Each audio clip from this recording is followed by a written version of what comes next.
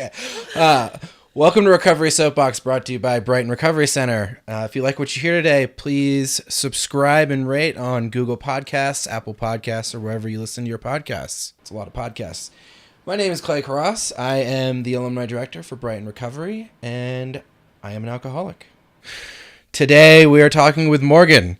Morgan, go ahead and introduce yourself. Hi, my name's Morgan. I'm 23. I am an alcoholic, and Yes, you are. I'm about I'm about to get my 7-month sobriety chip in a week. Awesome. Yeah. And you're also an alumni of Brighton. I sure am. I went to Brighton July through like mid-August of this last year. So So we're going to talk recovery today and kind of talk about our experiences in early and some of the things that we kind of run into along the way. So why don't you talk about your time and just briefly describe what going to Brighton was like for you? It was great. It was the first inpatient that I'd ever been to, but I had a really great experience. I was very afraid and nervous going in, but that was quickly alleviated. Yeah. Everyone there, or everyone here, I guess, truly cared about the residents, the kitchen staff, down to like the cleaning people. Like they all knew your name and said hi and were really friendly. So That's awesome. Yeah. What was your biggest fear going into residential? I just think it was mostly just the unknown. Just because it was something I'd never done before. Like I just had no idea what to expect. So Yeah. I remember when I went to rehab, I thought like I was going to be in there and it was like, you know, one of those scenes out of a movie where it's like all these like murderers and just like crazy stuff, you know. And One Flew Over the Cuckoo's Nest. Yeah, exactly. I had no idea what it was going to be like. Cool. So what made you want to get sober? Like what, or I guess let's talk a little bit of kind of what it was like before you decided to get sober, just briefly. So I think about a week before I decided to like get into treatment, I was just on this like week-long binge. I hadn't eaten, and I just kept falling down, and I had all these bruises all over me, and I just got to a point where I was like, I'm afraid I'm gonna like fall and like break my neck, like something needs to change. And that's the point where I like reached out to my family and told them that like I need to get some help. Yeah. So what was that like? Like I'm assuming your parents probably knew you had a drinking problem at the very least? Or? Yeah. Pretty much everyone in my family had at least somewhat of an idea. I think my mom and my dad knew more than anyone. I think they were just relieved that I had finally reached out. So I wasn't necessarily like nervous like telling them, because I think it was something that they had wanted for a while. Yeah. So were you living with them at the time? I was staying with my mom, but she was out of town during that week. Okay. So I had just called her, and I kind of just sat around and waited for her to come back home. Pretty much, I just didn't like leave. So. Yeah. What was the feeling of that like? Like asking for help? It was just pure relief. Like I was finally just like, oh my God, like something's gonna be done. Like I kind of put it into their hands. Like you have to help me get some help. Like I just can't do anything right now. Yeah, I remember that was for me. Like I was living in South Carolina, and my parents were in Florida, and I remember calling my dad and be like, we need to talk. And he's like, oh, what's going on? And I was like, well, we should probably talk in person. And he flew out like the next day. And I remember how scared I was. But then that just relief of being like, this is what's been going on. I'm not sure if you know the extent. Like they always knew that I had a drinking problem and that I dabbled in drugs and whatnot. But they had no idea the extent of the life that I had been living. And it was just that like, just finally the beginning process of like getting that shit off my back and kind of moving on. So you asked your parents for help, and then what happened? And then it was maybe like a day or two that I was still just kind of there, like at home by myself. But then my mom finally got home and took me straight to detox. Which was terrifying, which was literally like One Flew Over the Cuckoo's Nest. Yeah, detox is not fun. I detoxed in the desert that wasn't fun. But so it was like it was scary for you. Yeah. It was pretty scary there. That was like the longest 5 days of my life. That was definitely the toughest part of like the initially getting into treatment. And then I had this kind of gap period of when I left detox to actually getting into Brighton, because we were having issues with my insurance. So I kind of just had to like stay at home. Like I'd gone through detox, so I just had to like stay at home for 2 days and basically just not leave, and like my mom just didn't leave me at all alone. So So at any part during that were you just like wanting to be like, forget this, like I'm done. oh yeah, definitely. I was like just kind of terrified, and I just tried like my best to not think about it and just kind of stay busy. And like I said, though, I was like under constant supervision, so there's nothing that I could have done. But I also didn't want to go back through detox too. Yeah. So So was there like anything in particular that you held on to that prevented you from going back out during that period? just the thought, or I guess it wasn't a thought. I guess it was just hope. Like, all right, I finally reached out. Like, now's my chance to like change something. Like, this is the chance that I have, and I looked at it as this is my last chance. Like, after this, like I'm not gonna get any more help. Like, I'm gonna be done. Yeah. So this is my chance to like change my life. So yeah.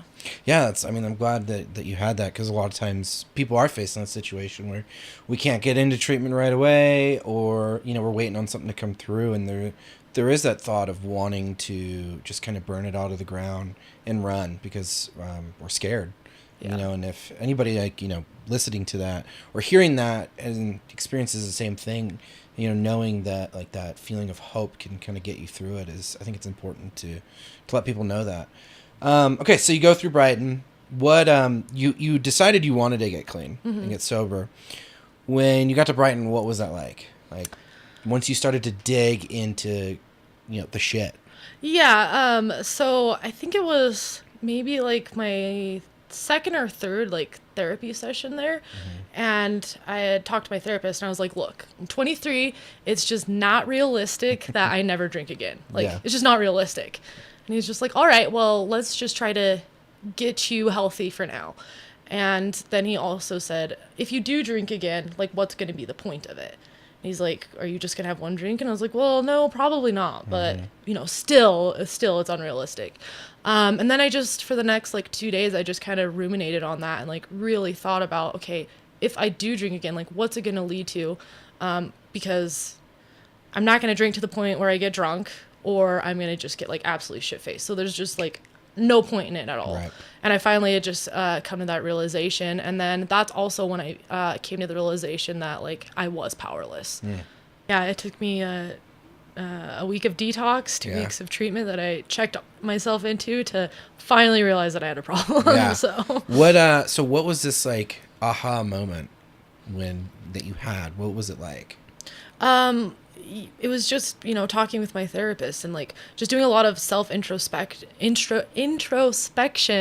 about like what drinking like meant to me and what I actually did when I drank and just kind of the shit show that it was. Yeah, because you were low bottom drunk, I'm assuming. Yeah, oh yeah, like I would just drink and then pass out. Like I would, that was it. Yeah. Like I didn't black out and do a bunch of shit. Like I would just literally just pass out. Yeah, like, shout out to the drunks. Yeah, that's all I did. So. Yeah.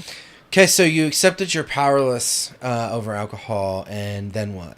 What's your next course of action? I just kind of, started putting in the work, started paying attention more in some of the classes and actually participating, getting vulnerable, and just trying to dig deep and figure out what was actually going on. What was I masking? Yeah. So you said vulnerable. I think that's a really important topic. Vulnerability is really hard for me. It still is, even, at 7 years in recovery. It's hard. I remember when I was in treatment and I had a therapist or somebody, a case manager, say to me, that I was just so unwilling, and to be vulnerable and to like buy into anything. And because I was like, I don't believe in any of this. I don't believe in God. Nothing's going to change me. I was so stuck in my ways. But she said to me one day, like, if you're just willing to have willingness at some point, and it didn't really click for me then, but it stuck with me over the years. And it's something that if I'm just willing to have the willingness to be vulnerable, I can make it through pretty much any situation. Because I think vulnerability is one of the keys to our success, right? I think it's super important. And kind of like I said, I was never really a vulnerable person before I got sober. Even as a kid, I think before I started drinking and using drugs, I was so scared of being myself, and being authentic in relationships, and it was such a new concept for me. Well, yeah, and then that's, why people are, they're just afraid. That's Yeah. why people don't get vulnerable. And yeah, it's very freeing. It's very freeing to just kind of like let go of that fear. And it opens a lot of doors. It's pretty Yeah. crazy. And I think I can kind of remember, like, racking my brain back to that change, because I think when I first came in, you were still in the phase of, like, not sure if you wanted to stay sober. And then I think I didn't come in the next week, and then I came in a week, and you're like, oh yeah, I know I'm like an alcoholic, and like this isn't a road to go down, and Yeah. it was cool. It's cool to see people get that realization early on, than having to go through months or years or whatever it is until we realize, like, okay, I'm an alcoholic, I'm an addict, whatever it is, and I have to do something about this, and I have to get vulnerable, and I have to see, the wreckage that I've caused in my past, and do stuff to actively try and live a better life. So that's awesome. Yeah. So you start to get vulnerable. You're doing the work, right? We go through rehab, which is all the same anybody else going through rehab goes through, right? Right. Therapy groups, process, all that. You leave treatment. Mm-hmm. What was that like? I was excited, but hesitant at the Mm-hmm. same time.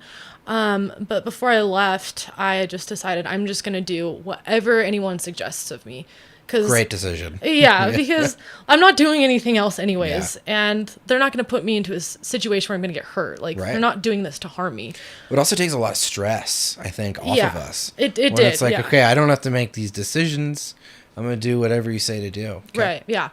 So that was huge for me. And it actually just kind of like what we were talking about that fear, because I kept just doing what people told me, it took a lot of the fear out of it, because it's just like, well, I have to do it. So I'm just going to do it regardless. And it's afforded me a lot more like opportunities, because I'm not afraid. I'm just like, something new, I'll just do it. Like, it's suggested of me. So Yeah. I'm just going to do it. And it's just kind of taken that fear out of it. So that was huge. Awesome. Just taking suggestions. And you did PHP and IOP? Yeah, Or I did both. Both, Mhm. right? Okay, so which I think is great. I like stepping down and not going straight from treatment back into the real world. I think is always a great idea. Like, granted, when we're doing PHP or IOP, because you're not living there, it is still you're going back into the real world. But it gives you that, like, is it 8 hours a day, or what is it? Whatever it is. Yeah, something Whatever the like amount of 6 time it hours. is, yeah. It gives you that amount of time where you get to step back into that world where people are cognizant of what we're going through and care, right? Because we're in the real world, nobody cares really about us, right? Our family and our loved ones and all that, care about us, but Right. nobody cares at all whether we're struggling with, just not drinking today, and we're on that last, thread that's just like pulling away, right? Nobody cares if what they say is going to offend us or trigger us, right? Everybody is always talking about triggers and trigger warnings and all that around recovery, and it's like life is going to trigger us, right? And so the more kind of armor that we can put on coming out of treatment, I am so supportive of. And I know for myself and from getting to spend time around you and see you grow, like I know it does a lot, right? It helps us big time.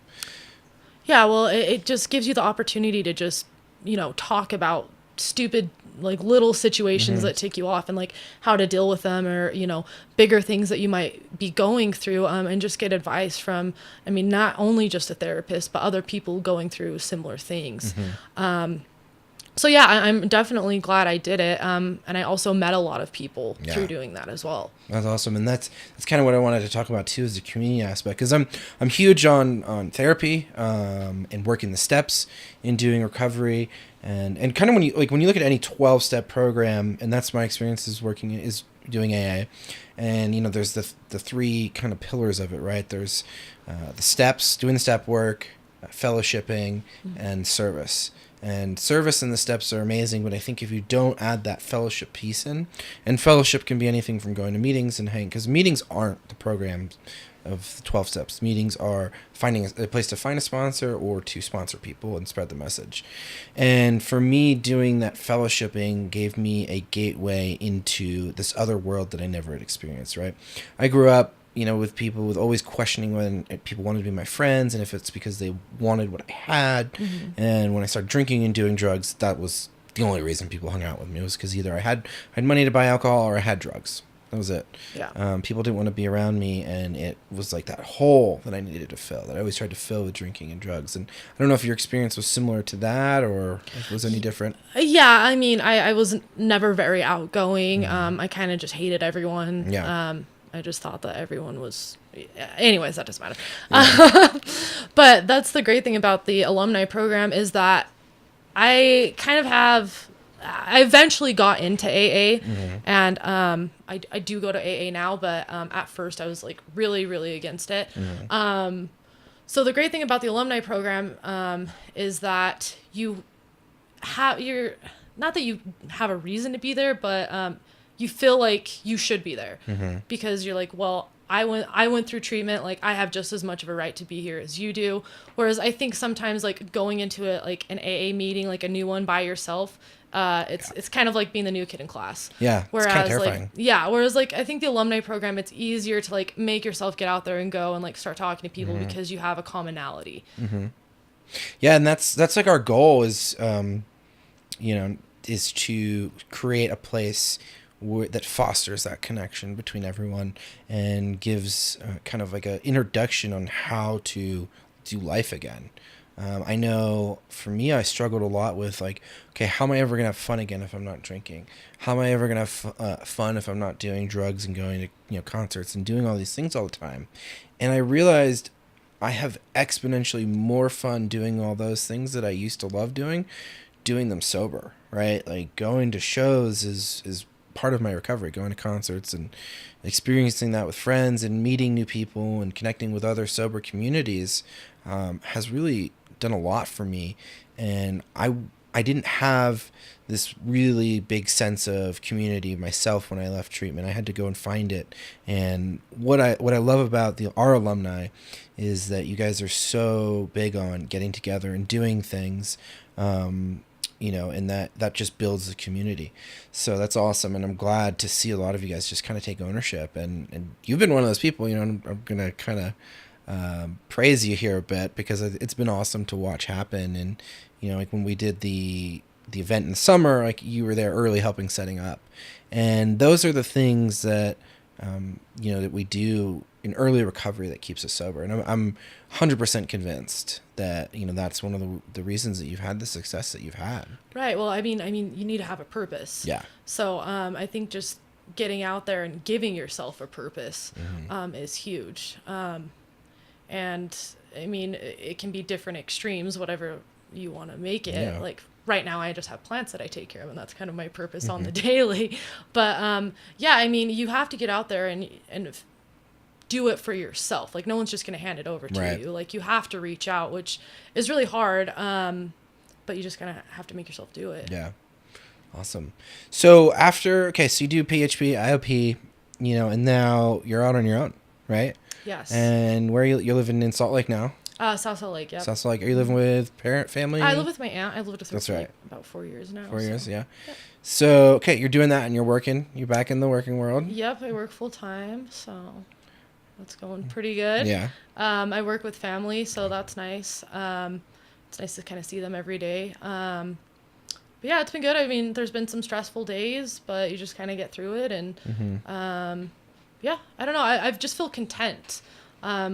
I don't hate going into work. I'm not like dreading it. Like I just feel content. I go to work and then I go home and then do it again the next day. Yeah. Sometimes like I used to think content was this kind of bad word. Like it was like I'm settling, right? Yeah. And what I've kind of learned over the years is that like being content is okay. And it's also okay to not be okay.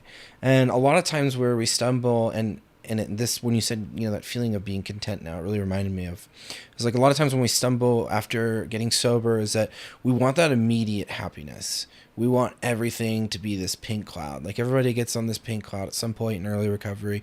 For me, it was during treatment. I think a lot of people have it during treatment too, because we're not facing the real world. There's no danger to us really. And then we go out in the real world and we start to deal with everyday shit again. And we're going to have really bad days. And people are going to be mean to us and all these things. And when we expect that getting sober equates to finding instant happiness is where we fall. And if we can accept that we're not going to always be happy. And some days we're just going to be content with how life is. Mm-hmm. It might not be exciting. Like that is the only way I've found to maintain like an even keel life. And you have days that are happy, you have days that aren't, you have days that are just like, whatever. But I find routine is like my biggest friend. And I'm wondering if you've kind of developed like your own routine. Yeah, I'm honestly not the best with routine. And it's definitely something I need to be working on, because I do think that it makes a huge difference. But just having a schedule of like, this is what I do on Wednesday, Friday, Sunday, and then filling in the rest of my time like accordingly is huge. Because, I get asked like, are you coming to aftercare on Wednesday? It's just like, yep, it is my schedule. Like it is what I do. So it actually just takes away a lot of stress, kind of some of the uncertainty. And I think it's huge having a routine and a schedule for yourself. Yeah, and routine doesn't always have to be like, okay, this day I'm always like every day I get up at this time, I do this, right? Some people that's how they do their routine. Other people it's like, okay, I know Wednesday night I'm doing aftercare, Sunday night I'm doing FTR meeting, right? And then I fill in work, and then I fill in with my free time, and my plants I'm going to take care of. I take care of the plants, can't let them die. So like we develop our own little routines, right? And and that's the same as recovery, right? Recovery is not one size fits all. So I think that having those things are super important. Okay, so what else do you think is like what drives you to continue doing this? I think just how good I feel right now. And I think that I have more going on other than just recovery. Yeah. So I think that's big too. Like your whole life can't just be recovery, or else you're going to burn out. Exactly. So I definitely try to have that balance. Like I don't do a ton in my free time, but I'm trying to like study up on just kind of how the mind works, and like that's been huge in like helping with me understand addiction a little bit more, and kind of learn about that way. And I don't know, just having that balance, I think it's key. And having my life like under control for the most part. It's such a relief. And like, I definitely I can't go back to just the craziness. Yeah. I just can't do it. For sure. What about days though? Did you ever like wake up and be like, man, I just want to burn this all to the ground? Oh yeah. Yeah. I have those. Yeah. But I just kind of like, I reached out and I talked to people, and I'm just like, I fucking like, I hate everyone today. I hate you. I hate everyone. Like, I just can't do it. And then come to find out, the person I'm telling that to, they're just like, I feel the exact same way. And then we sit and talk about it, and support each other through it, and then wake up the next day, and it's usually not the same. Yeah, I mean, it's really, that's what I love about being in recovery and working in recovery, is I'm surrounded by people that I can call. I can wake up in the morning and be like, I really just want to like go get high. I want to get drunk. I want to ruin everything good in my life. And they're like, yeah, dude, I get it. But if I call my dad and say that, or somebody else, and they're going to freak out. They're going to be like, oh my God. It's like when I told my dad I was going back into therapy, he was like, oh, did you relapse? What's wrong? What's wrong? What's going on? Yeah. And I'm like, Dad, I'm 6 years sober. I want to do some therapy and work on myself. I haven't relapsed, I mean, at least they're concerned though. Yeah, that's true. So they're concerned. Yeah. So, okay. So what else, like, what do you think the best thing that's come out of this besides being sober, right? Like, because being sober isn't always the best thing. Sometimes it sucks. Yeah. I think just being able to be present, just every single day. And not, taking life for granted anymore, and, trying to find a higher purpose for myself. I don't know how to explain it really, but and just actually want to like learn more and do the things that I love again. Like I would not be able to do that if I wasn't sober. So that's definitely the biggest thing. I think being present is like you hit the nail right on the head there. That for me has given me the ability to have relationships I've never had, whether it's with family, friends, significant others, just that ability to show up, right, in a way that I've never shown up. I was never accountable. I was a person be like, sure, I'll help you out. Yeah, I'll be there Saturday morning. And then I call you Saturday night. I'm like, oh, sorry, dude, I was really sick. When it was just that I was passed out drunk, or I was too hungover to help you. You know, and that now I get to be the person that's like, yeah, I'll be there, and I'm gonna be there. You'll be there, yeah. Like, I'm not always right. I'm not perfect, so I make mistakes, and I think the difference though is that now I get to actually make an amends and try and do better. Yeah. You know? Yeah, and I think also just going through this whole experience, kind of what I was saying earlier is that like I'm just not afraid anymore. Yeah. Like I just don't have time to be afraid. Like That's I'm awesome. gonna just get out there and like, you know, try to do it. If I like someone, tell them I like them. If I get rejected, then I do, and move on, and just, you know, make the most of the time that I have. Yeah, that's awesome. That's really cool to hear, and I think that's what life is, and now we get to experience life, right? Where we weren't really experiencing it before. We were kind of just this like shell that was walking around and, you know, trying to fill that emptiness with whatever we could. Awesome. What do you love doing? What do I love doing? Yeah, what do you love to do? I love doing a lot of stuff. For me, concerts as well. Yeah. I love music. Disc golfing. Like I said, taking care of my plants. Softball. Softball. I do love softball. Yeah. Yeah, and like just team sports. I pretty much love. I'm really, really competitive. So I know you are. Yeah. I thought one of the most interesting things too was my change of interests after I had some time, like really sober and working through recovery. Just things I never thought I'd be interested in, right? Like going backpacking for like a week, you know, and carrying everything. I would have been like, that sounds terrible. And now I'm like, please give me the time I can actually do that. Yeah. You know, and I kind of get to discover myself. And I'm wondering, like, if you kind of had that period of discovery. Yeah, kind of. I used to do a lot of art when I was younger, and I always had a lot of people telling me like, oh, like you're so creative, like you need to do more art. So I would like try to force myself to do it. So when I started getting back into it, I was just like, I really don't like this. I don't know why I've been like trying to force myself to like do watercolor. I don't like it. And so, yeah, I discovered things that like I thought that I loved that I actually don't. And actually spending time, like I said, like my plants, they're really big for me. I never knew that I was going to get like so into it. Like I always had like an idea that I would like that, but I'm like really into it now. So, and crystal hunting, I've been crystal hunting as well. Crystal hunting. So. Where do you crystal hunt? I just went up to, is it Big Cottonwood Canyon? I've gone up there. It's been winter, so I haven't been doing anything after that. But. So there's a ton of places. I think it's close, southern, like down southern Utah. Southern Utah and the West Desert. Yeah, that's what I was trying to think of. The West Desert is huge. There's I think it's Topaz Mountain. Yeah. Have you heard of that? Yeah, I want to go. Yeah, there's some cool places. If you could tell somebody going into treatment right now, what would you tell them? Take responsibility. I think that's huge. How do you do that though? Because explain that to this person like they have never heard that word before. Because I didn't take any responsibility for anything when I was using. Just accept that you're not always right, that you were wrong, and that it's not anyone else's fault but your own. For so long, our lives were just so out of control, and I think a big part of that is us blaming other people. Of course, we don't have any control over our lives if all of the decisions and everything we're just blaming it on everyone else. We have no control because we're not giving it to ourselves. We're not accepting that we have a role to play in our own lives. So I think accepting responsibility is huge. That's awesome. Hearing that coming from you, that's huge. And I think you hit that. That's perfect. Right? Like if I were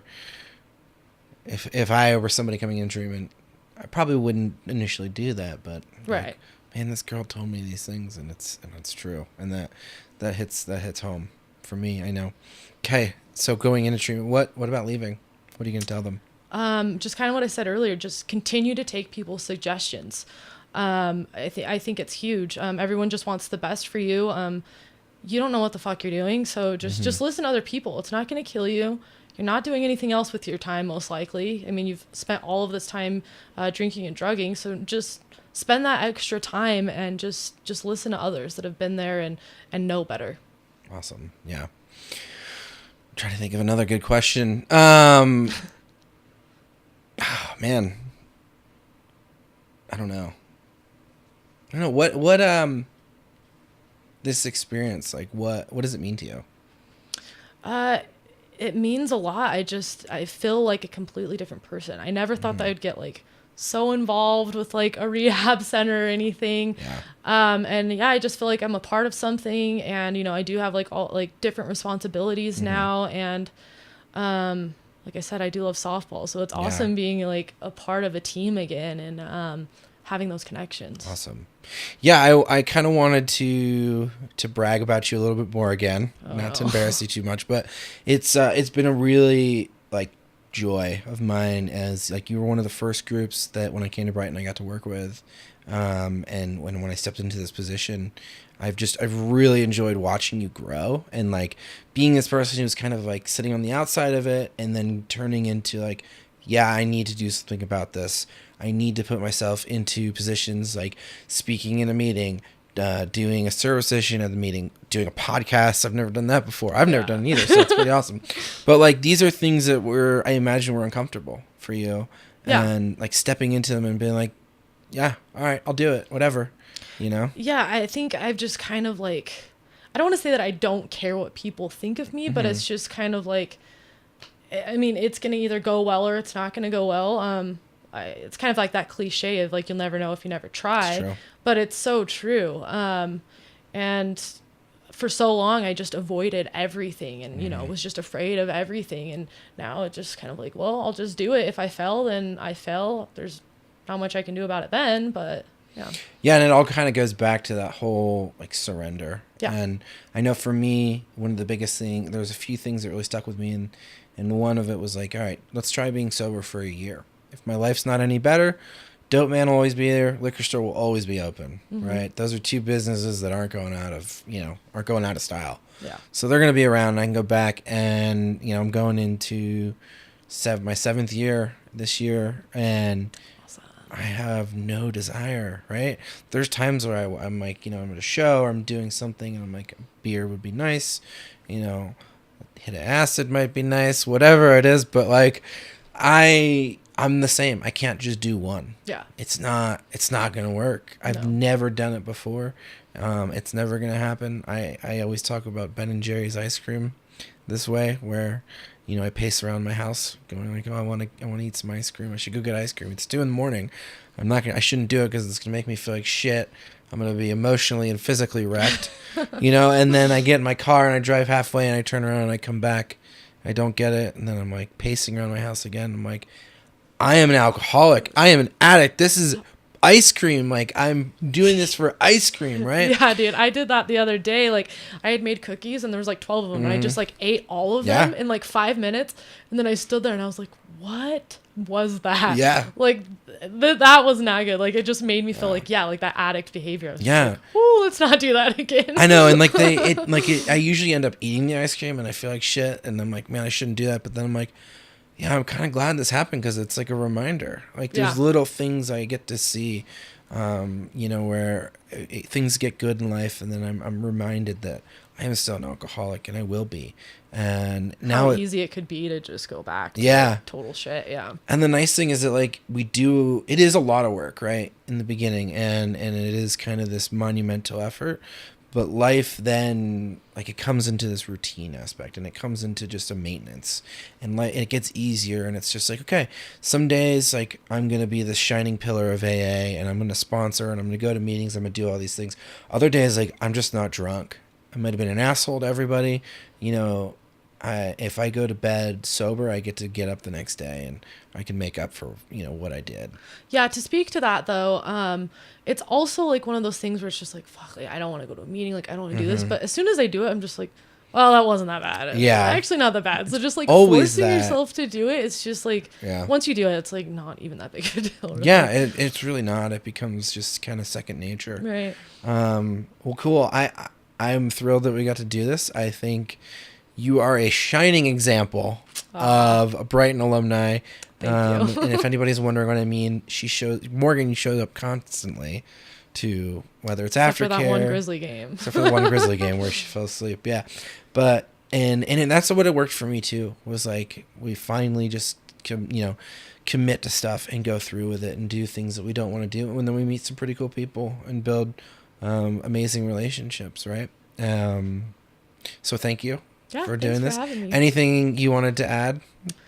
No, I think just stick with it. Who was your therapist? Who was my therapist? Yeah. Garrett. Yeah, shout out to Garrett. Yeah. That's all I got to say. G-Dog. Yeah. Okay. So thanks for tuning in, everybody. If you like what you saw, check us out, rate us, and you can find us at recoverysoapbox.com. And we want to thank you guys for listening. Bye.